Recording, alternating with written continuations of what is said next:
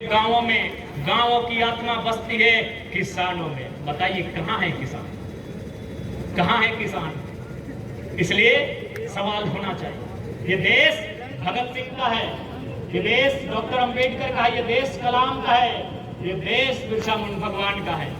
आज उनके विचारों का क्या हुआ?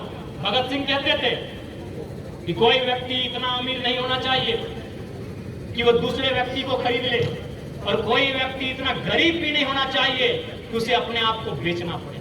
आज हमारे देश में दोनों चीज होता है। अगर कोई आदमी लाचार बेबस है ना, तो अपने आप को बेच देता है कि चलो भैया जो काम करने बोलोगे, झाड़ू पोछा सारा काम कर देंगे, 2 वक्त की रोटी दे देगा। अपने आप को बेच भी रहा है, और जब बेच रहा है तो कोई खरीद भी रहा है। ये भगत सिंह के सपनों का भारत है। इसीलिए हमें सोचना चाहिए, हमें विचार करना चाहिए, हमें चिंतन मंथन करना चाहिए कि हम भारत को, इस राज्य को कहां लेकर जा रहे हैं। इसलिए हम लोग एक बार प्रयास करने आए हैं कि एक नए झारखंड बनाने का हम लोग इरादा लेकर आए हैं। यदि आपको अच्छा लगे, हमारे इरादों में आपको ताकत दिखे, हमारे हौसलों में आपको बल दिखे, हमारे इरादे अगर आपको नेक दिखे, तो एक बार साथ दीजिएगा, सहयोग कीजिएगा, इस राज्य की स्थिति को बदलने के लिए आए। भले चूंकि सिमडेगा हम पहली बार आए हैं, हम आपको अपना गिरिडीह जिला की एक किस्सा सुना रहे हैं। जब हम संसद का चुनाव लड़े थे तो वहां कुछ पदाधिकारी चर्चा कर रहे थे। एक पदाधिकारी बोल रहा था कि सर मान लीजिए अगर जयराम महतो एमपी बन गया तो क्या कर लेगा? अकेले क्या करेगा? क्या कर लेगा संसद में जाके अकेले? वहां बड़ी बड़ी पार्टियों के नेता बैठेंगे, 543 संसद जाएंगे, जयराम महतो अकेले क्या कर लेगा? तो दूसरा अधिकारी क्या बोला मालूम है कि सर तो दिल्ली में जाके क्या करेगा नहीं करेगा हमको मालूम नहीं, लेकिन अगर वो सांसद जीत गया तो आपके ब्लॉक में तहलका मचेगा। ये जो घूसखोरी चल रहा है ना, उसको बंद करना है। ये दूसरे अधिकारी ने कहा कि आपके ब्लॉक में ये जो मोटेशन के नाम पे धंधा चल रहा है, ये जो पंजी ट्यूब का धंधा चल रहा है, ये जाति आय आवासीय के नाम पे जो पैसा लिया जा रहा है, जन्म प्रमाण पत्र मृत्यु प्रमाण पत्र में जो पैसा लिया जा रहा है, अगर जयराम महतो जीत के आ गया सर तो बड़ी नुकसान होगा। दिल्ली में क्या होगा नहीं मालूम है, गिरिडीह का कोना कोना वो लड़का तबाही मचा देगा। अगर वो जीत के आ गया तो तबाही मचा देगा। तो उनको भी विश्वास है, अधिकारियों को भी विश्वास है कि अगर ये लड़के आएंगे पॉलिटिक्स में तो सच में इस राज्य में एक नया बदलाव आएगा। क्योंकि इनके पास ये विजन लेस हो चुके हैं, ये विजन लेस हो चुके हैं। इनके पास सुबह उठते हैं और ये प्रयास करते हैं, अपने इकोनॉमिस्ट को बुलाते हैं, अपने अकाउंटेंट्स को बुलाते हैं और बोलते हैं कि यहाँ ईडी का समस्या ना पड़े, इसलिए जल्दी से जल्दी मेरे पैसों को बैलेंस करो, मेरी जमीनों को बैलेंस करो। ये सुबह उठकर यही काम करते हैं। तो कब जनता की चिंता करेंगे? इसलिए हमने एक घोषणा ये भी किया है कि हमारी राजनीतिक दल से अगर कोई चुनाव जीत के जाते हैं तो 75% अपनी सैलरी का आपको जनता के बीच रिटर्न करना होगा। हम लोग लीडर बनाने आए हैं, डीलर बनाने नहीं आए हैं कि झारखंड को डील करें दिल्ली में बैठ के। हम लोग लीडर बनाने आए हैं, डीलर बनाने नहीं आए हैं। लीडर वो जो समस्या के साथ खड़ा होगा, आंख मिलाएगा, भिड़ेगा, लड़ेगा, और डीलर वो जो झारखंड की समस्या को दिल्ली में ले जाकर सौदा करेगा। हम लीडर चुनने आए हैं, डीलर चुनने नहीं आए हैं। इसलिए एक बार आशा रखिएगा, और ऐसा नहीं कि हम लोगों को ऑफर नहीं आया है। कि लोकसभा चुनाव के समय हमको पहली बार समझ में आया कि सीआर को शॉर्ट में करोड़ बोलते हैं। हमको पहले नहीं मालूम था, हमको सीआर मतलब सीआर होता है, भालू कुकुर सीआर। तो हमको एक नेताजी, बड़ा नेता फोन किए, 18 मिनट हमसे मीटिंग किए और बोले कि तुम कहे अकेले चुनाव लड़ रहा है, हमारी पार्टी से चुनाव लड़ो, तुमको 2 सीट ऑफर करते हैं और आराम से तुम एमपी बन जाओगे और बदले में तुमको सीआर इन्वेस्ट करेंगे। मतलब सर सीआर क्या होता है? अरे बाबू करोड़। तो हमने उन्हें एक ही लाइन कहा कि सर जिस निर्भीकता से, जिस साहस से हम वो सबकी वाट लगाते हैं, ये वाट उस समय नहीं लगा पाएंगे। भले आपकी पार्टी से हम एमपी बन जाएंगे, अरे हमारा एमपी बनना मकसद नहीं है। झारखंड में उलगुलान को मजबूत करना हमारा मकसद है। अगर हम एमपी बने जाएंगे तो फिर हमारा दिल्ली में फ्लैट होगा, इनकी तरह हमारी भी बोली बदल जाएगी, हमको भी कंपनी चंदा देने लगेगी। हमने कहा सर वो व्यवस्था हमारे लिए ठीक नहीं है, हम लोग हार जाना पसंद करेंगे। और याद रखिएगा सर, हमने उनको कहा था कि याद रखिएगा भले हम हार जाएंगे, लेकिन आपकी जीत से ज्यादा चर्चे हमारे हार के होंगे, हमारे चर्चे आज भी होंगे। क्योंकि इस बार भारत के लोकसभा के चुनाव में 543 सीटों में 8000 लोगों ने नामांकन दर्ज कराया था। 543 सीटों में 8000 लोगों ने पर्चा भरा था। आप गर्व कीजिए कि गिरिडीह लोकसभा से आपका भाई, आपका बेटा जयराम महतो फर्स्ट टाइम चुनाव लड़के इंडिपेंडेंट सबसे ज्यादा वोट लाया है। पूरे भारत की बात कर रहा हूं, first time independent 3.5 lakh vote लेकर आए हैं। मामूली नहीं है, 3.5 लाख वोट बहुत होते हैं। और कुछ नहीं, हमारे पास कोई सुविधा नहीं थी, कोई सुविधा नहीं। अरे बूथ में तो 708 से बूथ में हमारे लड़के बैठे नहीं थे, बस हमारा भाषण सुने। तभी कहा सामने भी नहीं, यूट्यूब में, और 3.5 लाख वोट। हम लोग गांव में उनका नहीं जा पाए, बहुत सारे गांव ऐसे थे। यानी विचारों को उन्होंने सम्मान किया कि नहीं, लड़का बढ़िया निर्णय ले रहा है, जो भी लड़का मुद्दा उठा रहा है वो बढ़िया है, जिस मुद्दे को लेकर वो फाइटिंग कर रहा है वे मुद्दे तगड़े हैं। तो इसलिए आज जो बदलाव दिख रहा है झारखंड में, इस बदलाव के साक्षी कोयलांचल की धरती बन चुकी है। उत्तरी छोटा नागपुर को हम लोग मजबूत कर चुके हैं।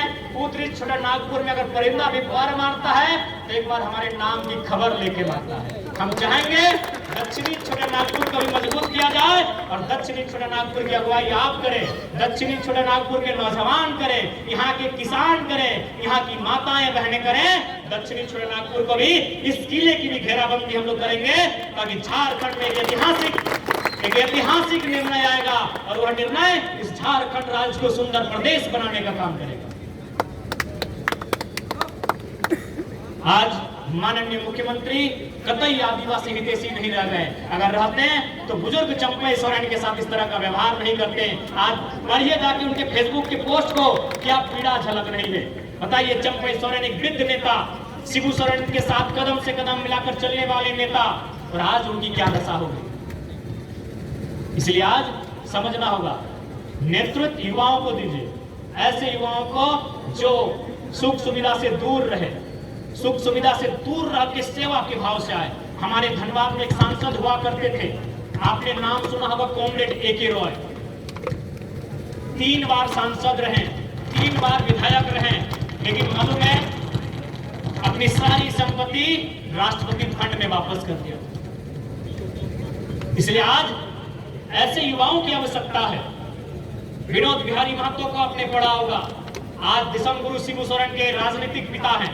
आज गुरुजी जिंदा है, उनको अंगुली पकड़कर चलना सिखाया वही धरती थी जहां कॉमरेड AK रॉय, विनोद बिहारी महतो और गुरुजी दिसम गुरु शिबू सोरेन।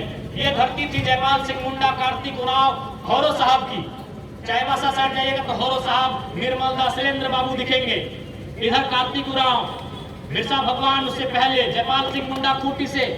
ये राज्य की तस्वीर थी जब आंदोलन कोने कोने में गूंज होती थी आंदोलन की। लेकिन आज आंदोलन के बाद, संघर्ष के बाद हमें राज तो मिला, लेकिन इस राज्य में हम हैं कहाँ, ये सबसे बड़ा सवाल है। आज हमारी शिक्षा व्यवस्था का क्या हुआ, आज हमारी रोजगार का क्या हुआ, आज हमारी स्वास्थ्य व्यवस्था का क्या हुआ। अरे हमारी स्वास्थ्य व्यवस्था इतनी गिर गई है कि झारखंड का नंबर 1 अस्पताल रिम्स हाईकोर्ट ने फटकार लगाया है कि यदि व्यवस्था नहीं दे पा रहे तो बंद कर दीजिए। तो भाई किस लिए ये राज्य बना है। हमारे लोग दिल्ली कितने लोग जाके इलाज करेंगे, भिलोर जाके कितने लोग इलाज करेंगे, तमिलनाडु जाकर कितने लोग इलाज करेंगे। बताइए क्या व्यवस्था है हमारे राज्य में। शिक्षा की व्यवस्था का वही हाल, स्वास्थ्य की व्यवस्था का वही हाल, रोजगार की व्यवस्था का वही हाल, CGL की परीक्षाओं का वही हाल। आज यहाँ जितने लोग हैं, आपके घरों के बच्चे पढ़ने जाते हैं, पढ़ने इसलिए जाते हैं कि आपको एक आशा है, पढ़ के लिख के वो कुछ बनेगा। इन दादाओं की तरह पुलिस बनेंगे, दरोगा बनेंगे, इंस्पेक्टर बनेंगे, BDO बनेंगे, CO बनेंगे। लेकिन क्या होता है, 8 साल के बाद परीक्षा होती है। 28 जनवरी 2024 परीक्षा की तारीख होती है। उम्मीद के साथ आंखों में सपना सजा के रांची का लड़का या लड़की जमशेदपुर का सेंटर परीक्षा देने जाता है, जमशेदपुर का सेंटर धनबाद दिया जाता है, वो परीक्षा देने जाता है। कोई बस से, कोई टेम्पो से, कोई किराया लेके, एक नहीं 3-3 गाड़ियों को बदल के सेंटर तक जाता है। एक दिन पहले रात को जाकर खुले आसमान के नीचे तिरपाल ढककर सोता है। जब वो परीक्षा को लिखता है 2 घंटा बाद पता चलता है पेपर लीक हो चुका है। सोचिए क्या दर्द हुआ, सोचिए क्या दर्द हुआ होगा। तो परीक्षा केवल परीक्षा नहीं थी, उसका सपना था जो आंखों में उसने सजाया था। जिसके लिए उसने 5 साल घर से बाहर बिताया था, जिसके लिए उसने अपने सर के बाल तक झड़ा लिए थे, अपने आंखों में चश्मा तक चढ़ा लिया था, अपना पेट को भी बढ़ा लिया था पढ़ते पढ़ते एक छोटे से कमरे में। 5 साल का वो समय था। माता पिता ने बड़े अरमानों के साथ अपने साग सब्जियों को बेचकर पैसा इकट्ठा किया था, अपने जेवर को गिरवी रख के पैसा इकट्ठा किया था, और समझ के देखिए उस पीड़ा को 4 गाड़ियों को बदला। ट्रेन से उतरा, फिर बस पकड़ा, फिर ऑटो पकड़ा, फिर रिक्शा में बैठ के सेंटर तक गया। और एक दिन पहले रात को खुली आसमान के नीचे वो प्लास्टिक का जो तिरपाल अभी आप देखते हैं, वो प्लास्टिक का तिरपाल आया है।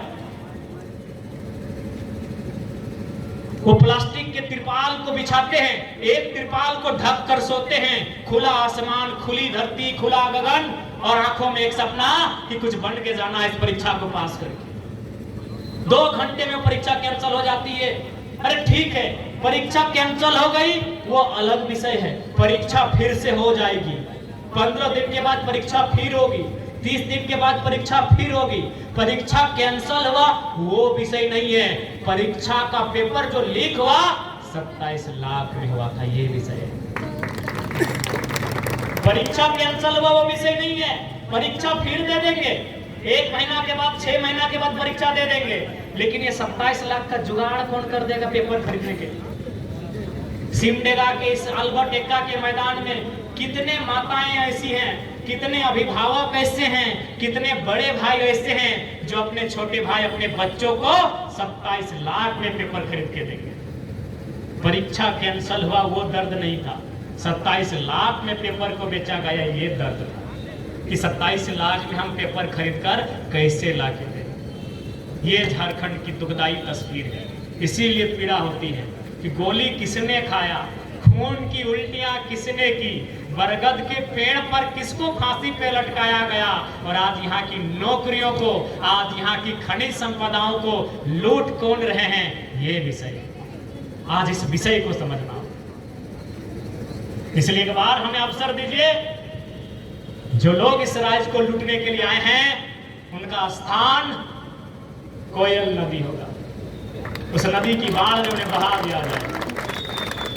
जो हमारे सपनों को बहा रहे हैं, जो हमारे सपनों को डुबा रहे हैं, उन्हें भी डुबा दिया जाएगा। बस एक बार अवसर दीजिएगा। जो करप्टेड है उनका कोई स्थान नहीं रहेगा, जो ईमानदार है उनको नमस्कार है, चाहे वो चपरासी चाहे हवलदार है, वो ईमानदार है उनको मेरा नमस्कार है।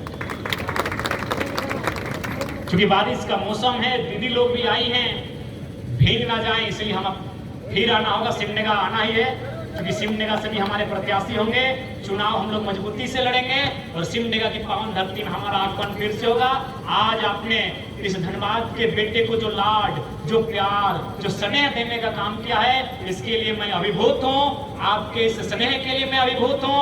आपका ये प्यार, आपका ये समर्थन देखकर मैं ऊर्जावान हो चुका हूँ और आशा करते हैं कि विधानसभा के चुनाव में हम लोग लोकसभा से भी अच्छा परफॉर्मेंस करेंगे और हमारे सदन के भीतर विधायक चुनकर जाएंगे और सरकार में बैठकर नीतियों का निर्धारण करेंगे। झारखंड की गलियों से एक आवाज आया है, उठो नौजवानों, फिर से इंकलाब आया है, फिर से इंकलाब आया। जब जब सजी है थाल क्रांति की, जब जब सजी है थाल क्रांति की, माओ ने बेटों की बोलियां दी हैं।